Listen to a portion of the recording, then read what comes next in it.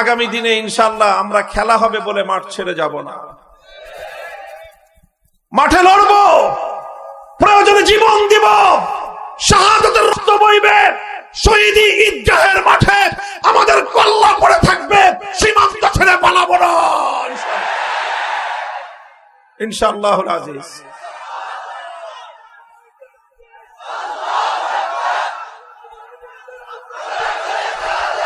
ইসলাম মানব জাতির পূর্ণাঙ্গ জীবন ব্যবস্থা হওয়ার কারণে ইসলাম রাষ্ট্র ব্যবস্থাকে, রাজনীতিকে, রাষ্ট্রনীতিকে অত্যন্ত গুরুত্বপূর্ণ ইসলামের অঙ্গ বলে ঘোষণা দিয়েছে। সুতরাং রাজনীতিকে যদি ইসলাম থেকে মাইনাস করা হয়, ইসলামকে অঙ্গহানি করা হবে। রাজনীতিকে যদি ইসলাম থেকে দূরে সরিয়ে দেওয়া হয়, ইসলামকে অপূর্ণাঙ্গ করে দেওয়া হবে। রাজনীতিকে যদি ইসলাম থেকে সম্পর্কহীন সাব্যস্ত করা হয়, তাহলে ইসলামকে হত্যা করার চেষ্টা করা হবে। যারা ইসলামের অঙ্গহানি ঘটাবার চেষ্টা করে তাদের বিরুদ্ধে যুদ্ধ করা মুসলমানদের জিম্মাদারি। 190 বছর আমরা লড়াই করেছি, আজাদির লড়াই, লড়াই করেছি স্বাধীনতার লড়াই, লড়াই করেছি মুক্তিযুদ্ধের লড়াই, জীবন দিয়েছি। বালাকোটের রণাঙ্গনে শহীদ হয়েছেন সৈয়দ আহমদ রহমতুল্লাহ আলাইহি, যুদ্ধ করেছি শামিলের রণাঙ্গনে, রক্ত দিয়েছেন হাফেজ জামিন শহীদ রহমতুল্লাহ আলাইহি, লড়াই করেছি তাহরিকে রেশমি রুমালে, লড়াই করেছি তাহরিকে আজাদিতে, লড়াই করেছি তাহরিকে খেলাফতে। যুদ্ধের মধ্য দিয়ে রক্তের সাগর প্রবাহিত করে, লক্ষ লক্ষ মানুষের রক্তের বন্যা দিয়ে, আলেম ওলামাদের ফাঁসির কাস্টে ঝুলিয়ে, আলেমদের সন্তানরা ইতিম হয়ে, আলেমদের স্ত্রীরা বিধবা হয়ে, লাখো আলেমের রক্তের উপর দিয়ে 1947 সালে ব্রিটিশদেরকে বিতাড়িত করে উপমহাদেশ স্বাধীনতা লাভ করেছে। 70-এর জাতীয় নির্বাচনের সময় আপনাদের নেতা শেখ মুজিবুর রহমান সাহেব জাতির সঙ্গে ওয়াদা করেছিলেন, জিততে পারলে কোরআন সুন্নাহ বিরোধী কোনো আইন করবেন না। এগুলো ইতিহাস ভুলে যায় না, ইতিহাসে লেখা আছে। আপনারা ভুলে যেতে পারেন, আপনাদের অফিস আগুন দিয়ে পুড়ে যেতে পারে, ইতিহাস মুছে যায় না। আমরা স্বাধীনভাবে আল্লাহর দ্বীন কায়েম করব, আমরা স্বাধীনভাবে আল্লাহর দ্বীন নিয়ে বেঁচে থাকবো। তোমাদের যদি আল্লাহর দ্বীন নিয়ে, আল্লাহর কোরআনী শাসনে থাকতে মনে না চায়, তোমাদের জন্য সীমান্ত খোলা আছে। নেত্রীর মতো ধর্মনিরপেক্ষ ভারতে চলে যাও। ইসলামের প্রশ্নে, আল্লাহর কোরআনের প্রশ্নে ইসলাম রাষ্ট্র ধর্ম ছিল। সংবিধানে বিসমিল্লাহ সংযোজিত হবে, আল্লাহর উপর অবিচল আস্থা এবং বিশ্বাস সংযুক্ত হবে, ধর্মনিরপেক্ষ মতবাদ দিল্লিতে প্রচার হবে। এটাই বাংলার মুসলমানদের চূড়ান্ত কথা, এটাই আমাদের চূড়ান্ত কথা। ইসলামের প্রশ্নে রক্ত দিতে আমাদের কোনো কার্পণ্য নাই। আল্লাহর কোরআনের জন্য যদি সাগর পরিমাণ রক্তের প্রয়োজন হয়, 2 লক্ষ মুজাহিদ যদি শহীদি ঈদগাহে কল্লা দিতে হয়, কারা কারা কল্লা দিবা, কারা কারা জীবন দিবা?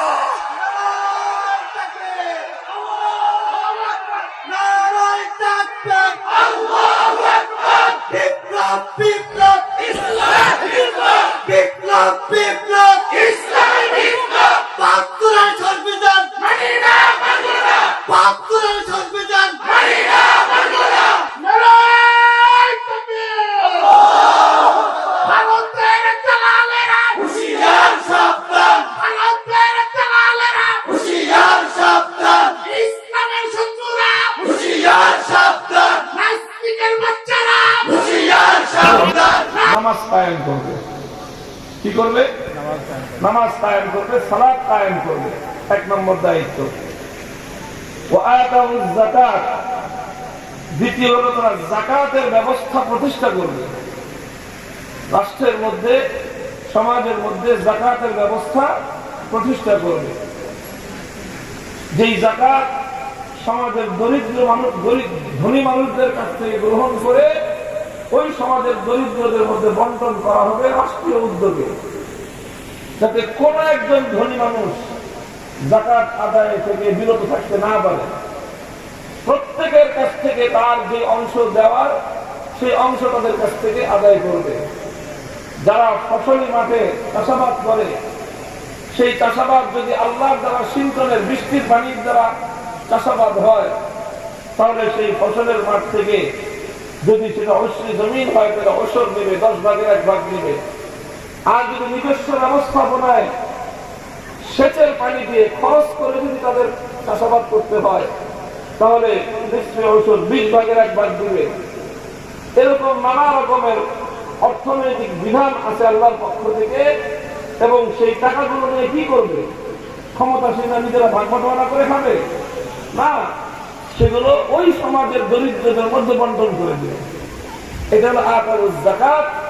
যদি মুসলমানরা রাষ্ট্র ক্ষমতা পায় তাহলে তাদের প্রথম কাজ হলো নামাজ কায়েম করা, 2 নম্বর কাজ হলো যাকাতের ব্যবস্থাকে পরিপূর্ণভাবে বাস্তবায়ন করা। এটা হলো 2 নম্বর কাজ। 3 নম্বর কাজ হলো আমারু বিল মারুফ, তারা মানুষকে সৎ কাজ করার নির্দেশ দিবে। সবাইকে বলবে যে ভালো কাজ করবেন, সৎ কাজ করবেন, নেক কাজ করবেন। তারা আল্লাহর বিধান অনুযায়ী সৎ কাজ করার আদেশ জারি করবে, সবাইকে আদেশ দিবে। শুধু অনুরোধ করবে না, শুধু দাওয়াত দিবে না।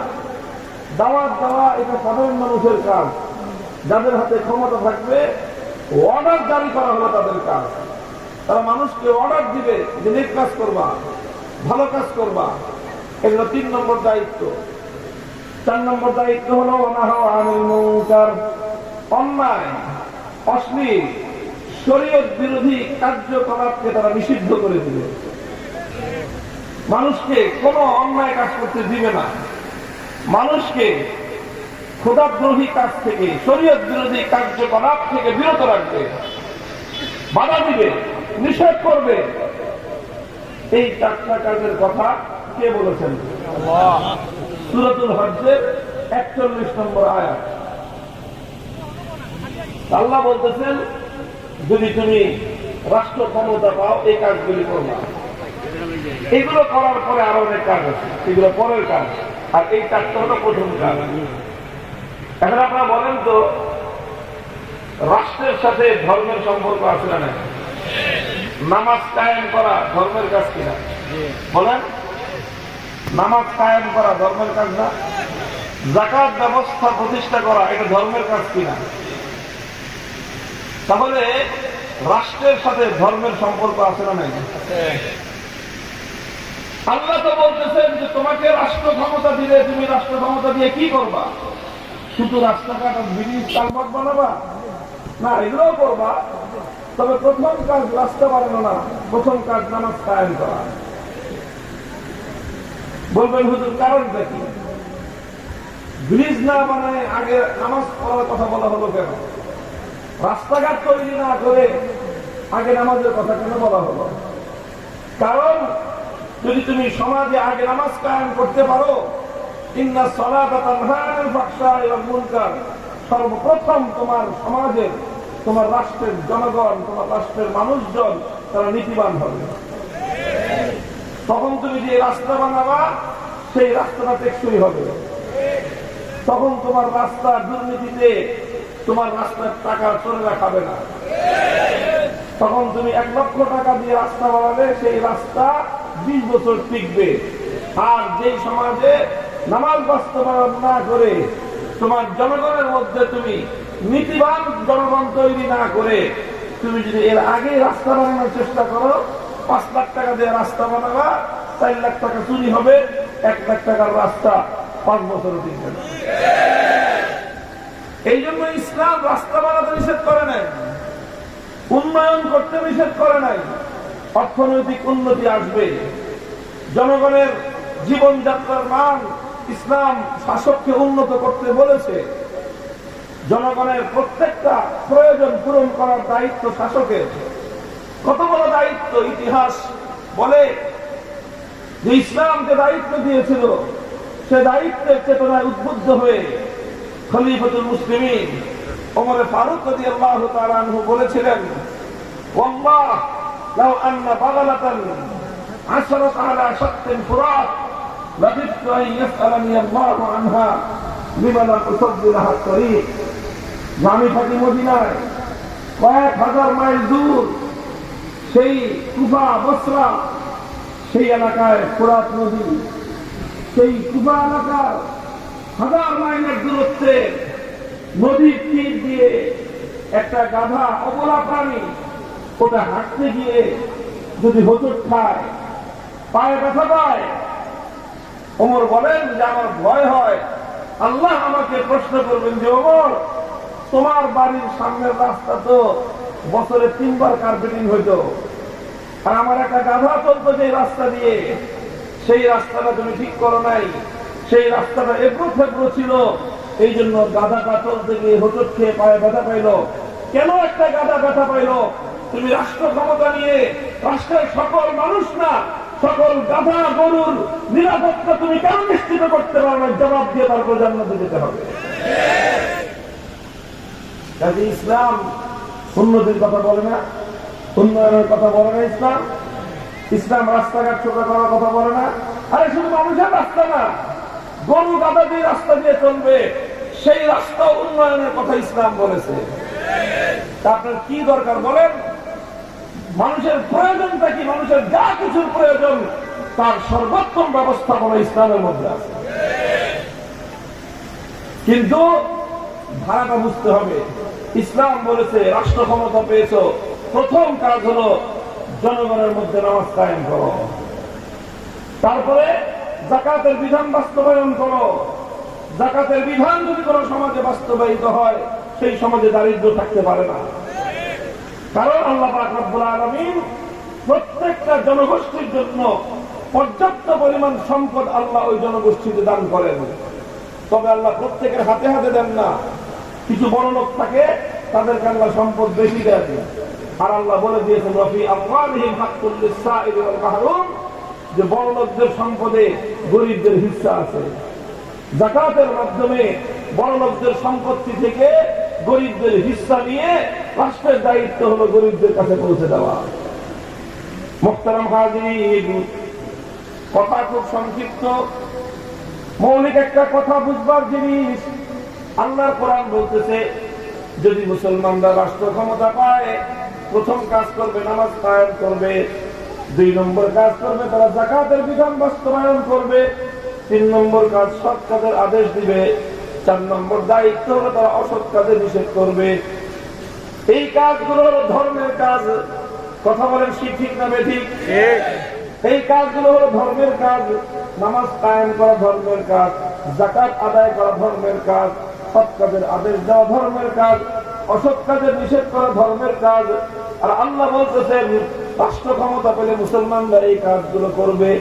সুতরাং রাষ্ট্রের সাথে ধর্মের সম্পর্ক আছে না নাই? কাজেই একটা মতবাদ আছে, যেই মতবাদের মূল কথা হলো রাষ্ট্রের সাথে ধর্মের কোনো সম্পর্ক চলবে না। এই যে মতবাদটা, এই মতবাদটা ইসলামের মধ্যে চলতে পারে? ইসলাম বলতেছে রাষ্ট্র ক্ষমতা পেলে ধর্ম বাস্তবায়ন করবা। ইসলাম বলতেছে রাষ্ট্র ক্ষমতা পেলে নামাজ কায়েম করবা। তাহলে ইসলাম যারা মানতে চায়, ইসলাম যারা অনুসরণ করে, যারা মুসলমান থাকতে চায়, তাদের পক্ষে রাষ্ট্র ক্ষমতা পেলে সমাজে ইসলাম বাস্তবায়ন করা ছাড়া অন্য কোনো উপায় নাই। এই জন্য ভাই একটা মতবাদ আছে, এটাকে বলা হয় সেকুলারিজম। এর বাংলা হলো ধর্ম নিরপেক্ষ মতবাদ। ধর্ম নিরপেক্ষ মতবাদের কথা হলো যে রাষ্ট্র চলবে রাষ্ট্রের গতিতে, ধর্ম চলবে ধর্মের গতিতে, রাষ্ট্রের সাথে ধর্মের কোনো সম্পর্ক রাখা যাবে না। আর ইসলাম বলে যে ইসলাম চলবে ইসলামের গতিতে, রাষ্ট্র চলবে ইসলামের অধীনে। রাষ্ট্র চলবে ইসলামের অধীনে।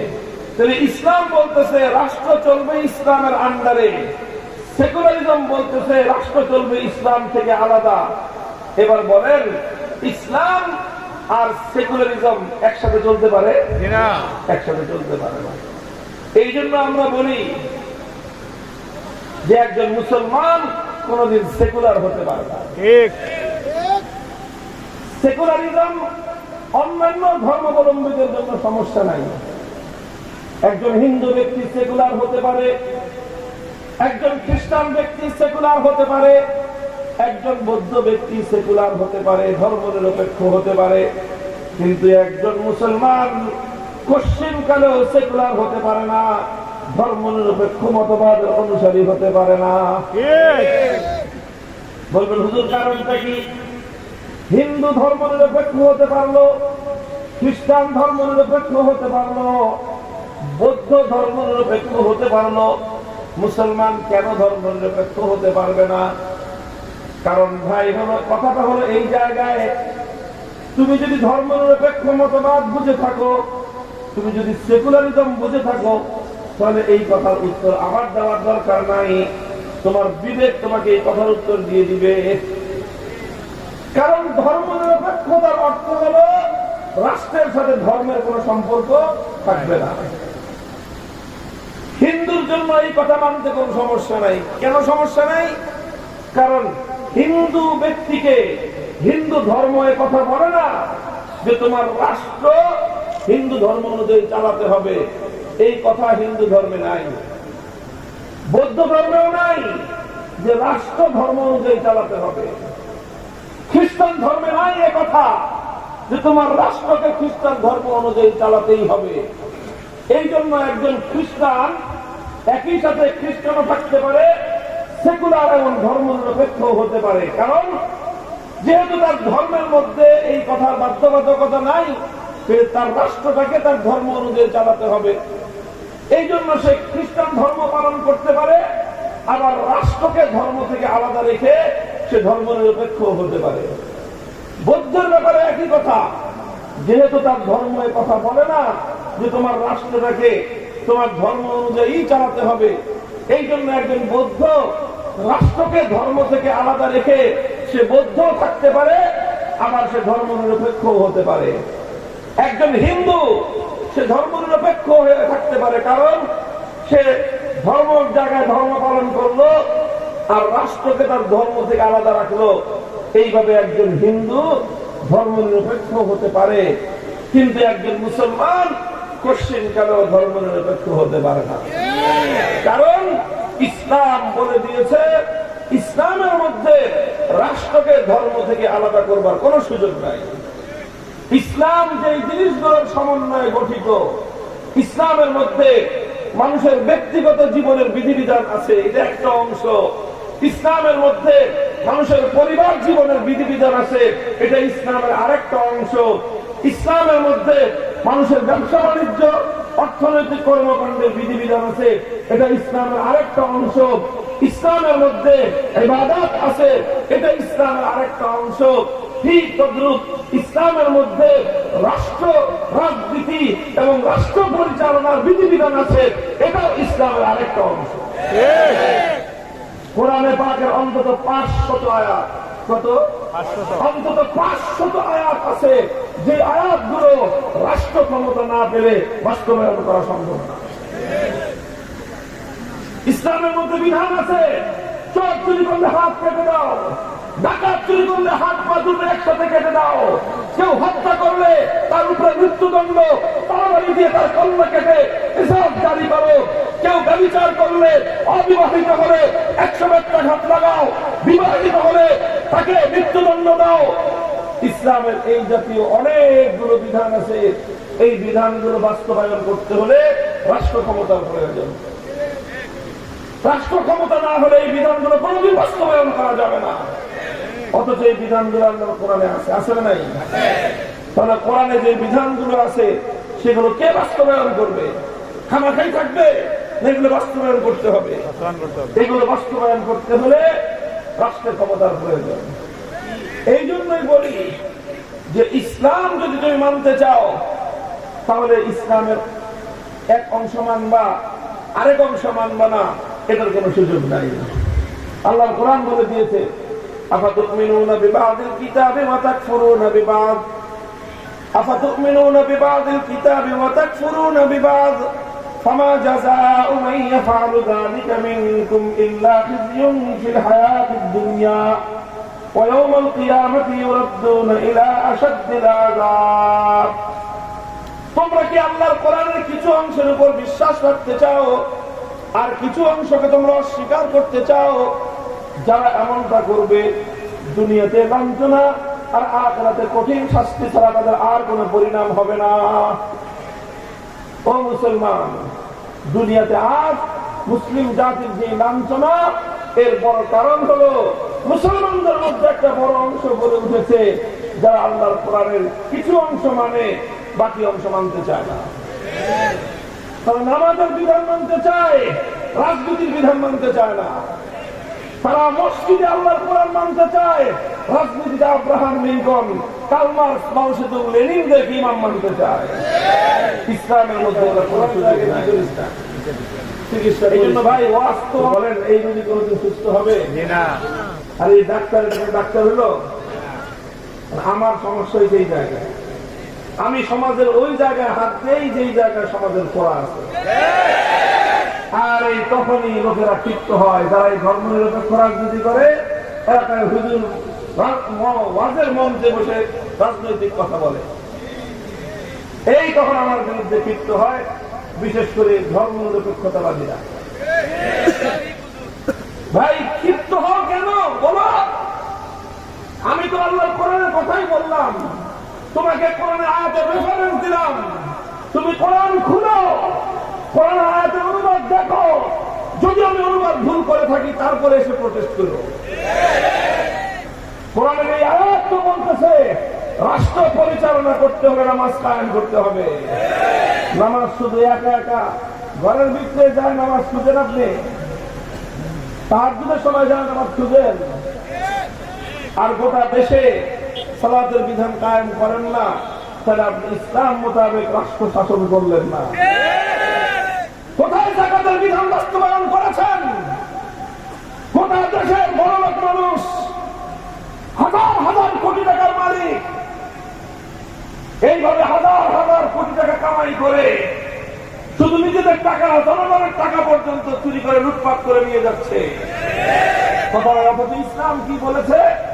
প্রত্যেকটা ধনীর কাছ থেকে যাকাত উসুল করে গরিবের মধ্যে বন্টন করতে হবে। আল্লাহর কসম খেয়ে বলি, যদি সমাজের সকল বড়লোকদের কাছ থেকে যাকাত আদায় করে রাষ্ট্রের সকল দরিদ্রদের মধ্যে বন্টন করা হয়, দেশে কোনো দারিদ্র থাকতে পারে না, অভাব থাকতে পারে না।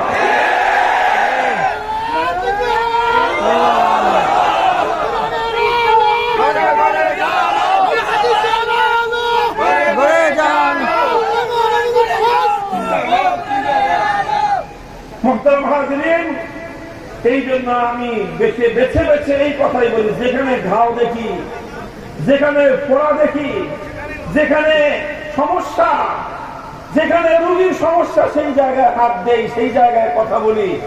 আর তখন রোগীরা ফালাফালি করে, কিছু লাফালাফি করে, কিছু চিল্লাচিল্লি করে, চিৎকার চেঁচামেচি করবে, এটা দেখে যদি ডাক্তার ভয় পেয়ে যায়, তার ডাক্তার কোনোদিন চিকিৎসা করার উপযোগী হবে না। এই জন্য তোমরা যতই চিৎকার চেঁচামেচি করো, অপারেশন করেই ছাড়বো ইনশাআল্লাহ। মুসলমানদের সমাজে ধর্ম নিরপেক্ষ মতবাদ চলতে দেওয়া হবে না। কোরআনের বিধান অনুযায়ী মুসলমানদের সমাজে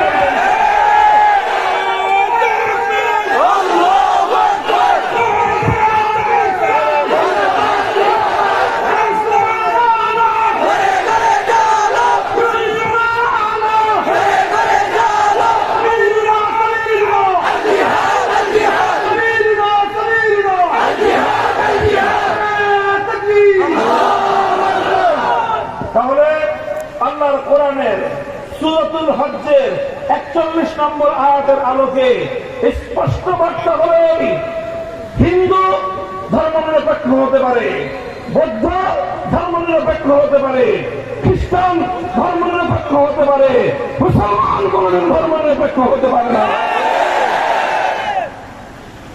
কাজেই যেই দেশে মুসলিমরা থাকে, যেই দেশে মুসলমানদের বসবাস, সেই দেশে মুসলমানদের কাছে ধর্ম নিরপেক্ষ মতবাদ গ্রহণযোগ্য হতে পারে না। এটা ইসলামের সাথে সরাসরি সাংঘর্ষিক। যারা ধর্ম নিরপেক্ষ মতবাদের অনুসরণকারী, তারা ইসলামের অঙ্গহানি ঘটায়, ইসলামের অঙ্গহানি ঘটায়। ও মুসলমান, কেউ যদি তোমার শরীর থেকে একটা অংশ কেটে নেয়, তুমি চেয়ে চেয়ে দেখবা? বলেন, কেউ এসে বলে যে ভাই আপনার হাতটা একটু কেটে নেই, সরি কিছু মনে করেন না, কি বলেন মানবেন? আপনার চোখের সামনে আপনার বাবার হাত যদি কেউ কেটে ফেলে, একটা অন্য কেটে নিয়ে যায়,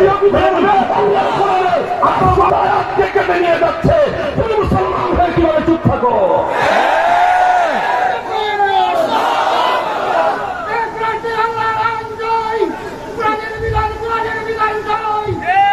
মুহতারাম হাজিরিন, কাজেই কোরআনের আলোকে, ইসলামের আলোকে মুসলমানদের রাষ্ট্র ইসলাম অনুযায়ী চলবে। এটা হলো ধর্মীয় দিক থেকে আমি বললাম, কোরআনের আলোকে বললাম, কোরআনের তাফসীর করলাম, কোরআনের আয়াতের অনুবাদ করলাম, কোরআনের রেফারেন্স দিয়ে আমি কথা বললাম। ঠিক একইভাবে ঐতিহাসিক ভাবেও বাংলাদেশে ইসলাম ছাড়া অন্য কোনো কিছু চলতে পারে না। বলবেন কেন? এটা ঐতিহাসিক ভাবে আমি প্রমাণ করে দেখাবো যে আমার এই ভূমিতে ইসলাম ছাড়া অন্য কোনো মতবাদ চলতে পারে না। কারণটা কি? 1947 সালে ব্রিটিশরা এই দেশ থেকে বিতাড়িত হলো, দেশটা স্বাধীন হলো, তখন প্রশ্ন আসলো দেশটা চলবে কিভাবে। তখন এই দেশে প্রধানত দুইটা জাতি ছিল, একটা হলো হিন্দু আর একটা মুসলিম। এই দেশ বলতে গোটা ভারত উপমহাদেশ বলতেছি, ব্রিটিশ আমলে সবটাই একটা দেশ ছিল। কটা দেশ? একটা দেশ ছিল তখন। ভারত, পাকিস্তান, বাংলাদেশ, নেপাল, ভুটান, শ্রীলঙ্কা, বার্মা, এতগুলো দেশ ছিল না। দেশ বড় বিশাল একটা অঞ্চল নিয়ে রাষ্ট্র ছিল কয়টা? একটা। এর মধ্যে প্রধান ছিল দুই জাতি, হিন্দু আর মুসলিম। হিন্দুরা বলতো আমরা রাষ্ট্র চাই, ধর্ম নিরপেক্ষ রাষ্ট্র। কেমন রাষ্ট্র চায়? কারণ হিন্দু ধর্মে ধর্ম নিরপেক্ষ রাষ্ট্র চাইতে কোনো সমস্যা নেই, আর হিন্দু ধর্ম অনুযায়ী রাষ্ট্র চালানোর কোনো সিস্টেমই ধর্মের মধ্যে নাই। এই জন্য পৃথিবীতে কোথাও কোনো হিন্দু এই কথা বলে না যে হিন্দু রাষ্ট্রের প্রয়োজন, কারণ হিন্দু ধর্মের মধ্যে রাষ্ট্র পরিচালনার কোনো বিধিবিধানই নাই। এই জন্য হিন্দুরা বললো কি রাষ্ট্র চাই? কি রাষ্ট্র? ধর্ম নিরপেক্ষ রাষ্ট্র চাই। আর অধিকাংশ মুসলমানরা বললো যে না, আমরা যেহেতু মুসলমান, আমরা ধর্ম নিরপেক্ষ হতে যাবো কোন দুঃখে, আমরা ইসলামী রাষ্ট্র চাই। হিন্দুরা চায় ধর্ম নিরপেক্ষ রাষ্ট্র, মুসলমানরা চায় কি চায়? ইসলামী রাষ্ট্র চায়। এটা নিয়ে অনেক দিন চললো, অনেক দিন এটা নিয়ে আন্দোলন সংগ্রাম চলতে চলতে শেষ পর্যন্ত সিদ্ধান্ত হলো ঠিক আছে, বিশাল অঞ্চল প্রায় 4 ভাগের 3 ভাগ অথবা কমপক্ষে 3 ভাগের 2 ভাগ এটা দিয়ে দেওয়া হলো ধর্ম নিরপেক্ষবাদীদের জন্য, যে তোমরা এই জায়গায় দেশ চালাও। আর মুসলমানদেরকে দেওয়া হলো 3 ভাগের মাত্র 1 ভাগ, 12 কম 4 ভাগের 1 ভাগ দিয়ে বললো ঠিক আছে মুসলমানরা তোমরা এই জায়গায় ইসলামী রাষ্ট্র করো। কথা বুঝতেছেন? এইভাবে ভাগ বাটোয়ারা হয়ে গেল। ভাগ বাটোয়ারা হয়ে যারা ধর্ম নিরপেক্ষ তারা চলে গেল ধর্ম নিরপেক্ষ রাষ্ট্রে, যারা ইসলামী রাষ্ট্র চায় তারা চলে আসলো ইসলামী রাষ্ট্রে। এইভাবে ভাগ বাটোয়ারা হয়েছে 1947 সালে।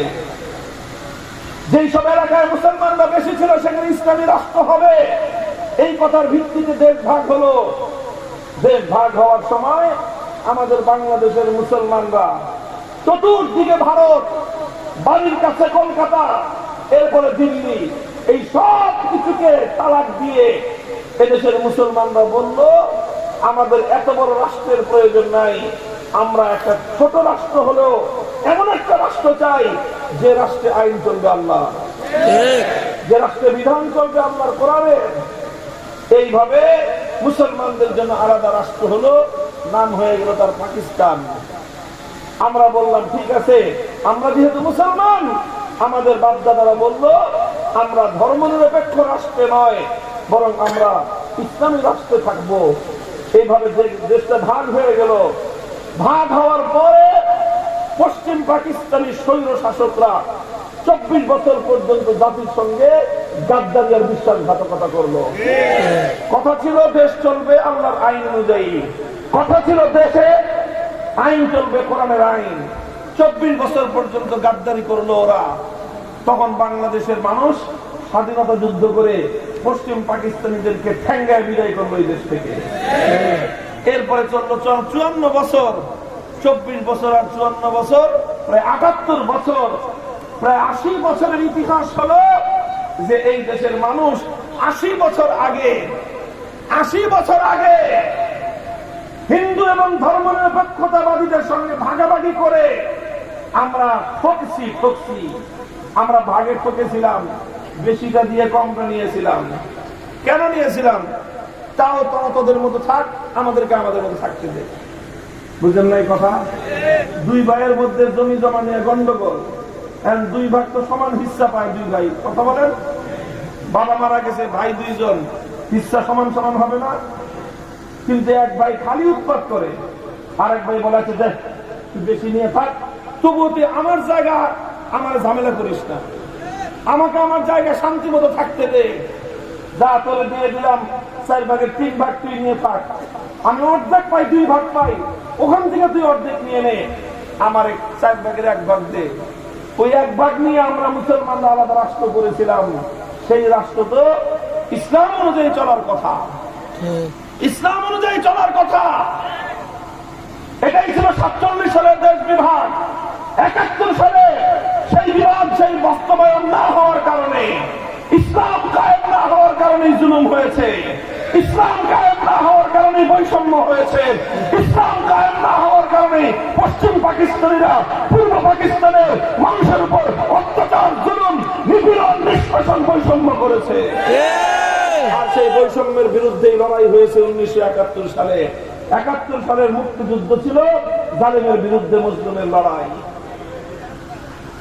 54 বছর আর কোনো কথা নাই, বার্তা নাই। এইভাবে চলতে চলতে 24 সালে এসে আবার বাংলাদেশের মানুষ গর্জে উঠেছে, বলেছে না এদেশে জুলুম চলতে পারে না, বৈষম্য বিরোধী অভ্যুত্থান হয়েছে, বৈষম্য বিরোধী বিপ্লব হয়েছে বাংলাদেশে।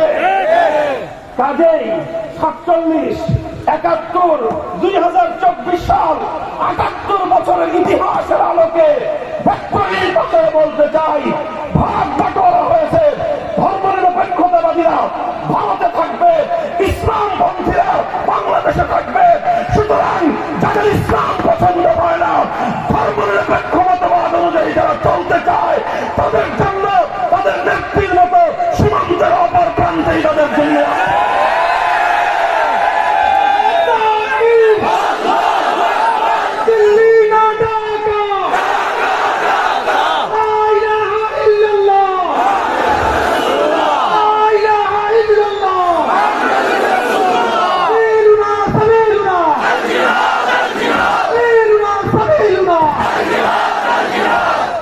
মোহতারাম হাজিরিন, রাগারাগির কথা এগুলো না, এগুলো হলো সিদ্ধান্তের কথা, মীমাংসার কথা, ফয়সালার কথা। 78 বছর আগে তো ভাগাভাগি করেছো, ভাগাভাগি করে যত ঠকানো সব ঠকানো আমাদেরকে তোমরা ঠকাইছো। বাংলাদেশটাকে এমন ভাবে মানচিত্রে ভাগ করছে, সব ভালো ভালো ক্লিন গুলো ওরা খাইছে। যেখানে ভালো জায়গা, যেখানে মাটির নিচে খনি আছে, ওটা ওই পারে পালাইছে। ভালো পাহাড় আছে, পাথর আছে, ওই পারে দিছে। সুন্দর নদী আছে, ওটা ওই পারে দিয়েছে। সব তোমরা ভাগ বাটোয়ারার সময় আমাদের উপর জুলুম করেছো, বৈষম্য করে ক্রিম গুলো তোমরা খেয়ে খালি রুটি গুলো আমাদের দিছো। আমরা বলছি ঠিক আছে, তোরা ক্রিম খা, আমরা খালি মাটিতে আল্লাহর কোরআন নিয়ে থাকবো, আমরা না খেয়ে থাকবো, ইসলাম নিয়ে থাকবো। 3 বেলা খেতে না পারলে পেটে পাথর বাঁধবো, কিন্তু একটা দেশ চাই, দেশে আইন চলবে আল্লাহর, সংবিধান হবে আল কোরআন। মুহতারাম হাজিরিন, কাজেই ইসলামের দৃষ্টিতেও মুসলিম দেশে ধর্মনিরপেক্ষ মতবাদ চলতে পারে না। ঐতিহাসিক কারণেও বাংলাদেশে ধর্মনিরপেক্ষ মতবাদ চলতে পারে না। কাজেই আজ বাংলাদেশের প্রতিটি গ্রাম থেকে, প্রতিটি গঞ্জ থেকে, প্রতিটি পাড়া, প্রতিটি শহর, প্রতিটি মহল্লা থেকে আপনারা সোচ্চার হন। ইনশাআল্লাহ মানুষ যদি তৈরি হয়, বিপ্লব হয়, সে বিপ্লব রুখে দেওয়ার সাধ্য কোন শক্তির হয় না। 5ই আগস্টের বিপ্লবের জন্য বড় কোনো রাজনৈতিক দলের দরকার হয় নাই, বড় কোনো নেতার দরকার হয় নাই। কয়েকটা বাচ্চা ছেলে তৈরি হয়েছে বিপ্লবের জন্য, সাহস করেছে, ঝুঁকি নিয়েছে, আল্লাহ সাহায্য করেছেন। মহাপরাক্রমশালী 15 বছরের ফ্যাসিবাদী স্বৈরাচারী দেশে থাকতে পারে নাই।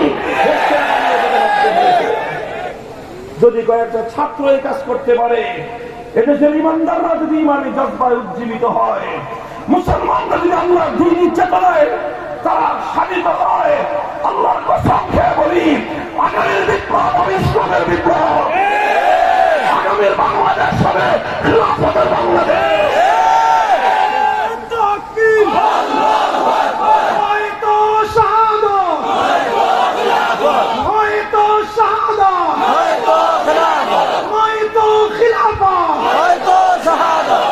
আল্লাহ পাক বুঝবার তৌফিক দান করেন।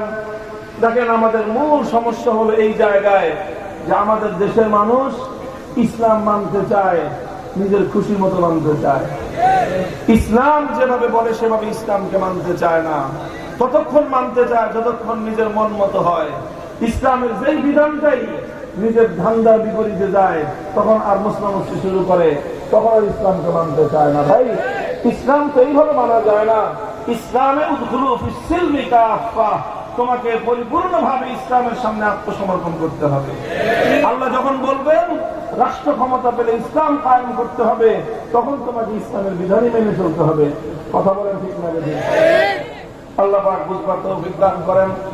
আল্লাহ আমাদেরকে এমন একটা সমাজ, এমন একটা রাষ্ট্র গঠন করার তৌফিক দান করেন, যেই সমাজে, যেই রাষ্ট্রে মানুষ আল্লাহর বিধান পাবে, আল্লাহর কোরআনের হুকুমত পাবে, ইসলামী শাসন পেয়ে দেশের প্রতিটি নাগরিক জাতি, ধর্ম, বর্ণ নির্বিশেষে হিন্দু, বৌদ্ধ, খ্রিস্টান, মুসলমান প্রত্যেকে যার যার অধিকার পাবে ইনশাআল্লাহ।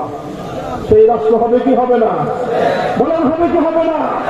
সেই রাষ্ট্রের জন্য কাজ করবেন তো আপনারা, স্বাধীন করার জন্য প্রস্তুত করবেন তো নিজেদেরকে। খান দিতে হলে খান দিবেন, চোখের অশ্রুতে আল্লাহর কাছে সাহায্য চাইতে হলে সাহায্য চাবেন। প্রয়োজনে বুকের রক্ত দিয়ে শহীদের নিগ্রহে আল্লাহ দিনের বিপ্লবের জন্য, ইসলামী রাষ্ট্র প্রতিষ্ঠার জন্য শহীদের নিগ্রহে কারা কারা হাজির হবেন, কারা কারা হাজির হবেন ইনশাআল্লাহ।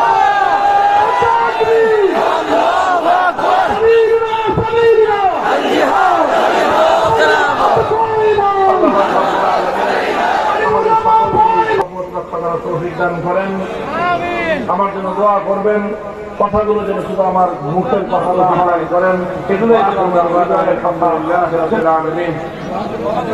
সুবহানাল্লাহি ওয়া বিহামদিহি, সুবহানাকাল্লাহুম্মা ওয়া বিহামদিক, আশহাদু আল লা ইলাহা ইল্লা আনতা, আস্তাগফিরুকা ওয়া আতুবু ইলাইক। আল্লাহুম্মা সাল্লি আলা মুহাম্মাদিন ওয়া আলা আলি মুহাম্মাদ কামা সাল্লাইতা আলা ইব্রাহিম ওয়া আলা আলি ইব্রাহিম إنك حميد مجيد يا حي يا قيوم برحمتك وسلام على المرسلين والحمد لله رب العالمين। ভাই, আমার যাওয়ার পথে মেহরবানি করে আপনারা বিপ্লব করবেন না, কেউ মুসাফা করার জন্য চেষ্টা করবেন না। আজান হবে, নামাজ হবে ইনশাআল্লাহ। মুসাফা করার জন্য কেউ বিয়ে করবে না, রাস্তা ক্লিয়ার করুন। বলদের ভাই, যুবক ভাই, আপনারা রাস্তা করে দেন। আমাদের প্রশাসনের ভাইরা উপস্থিত আছে।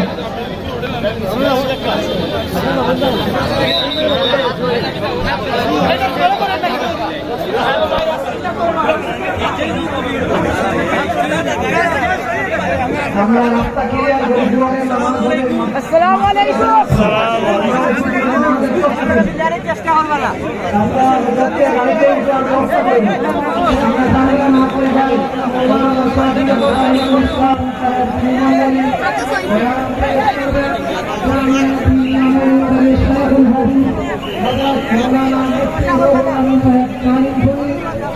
এবং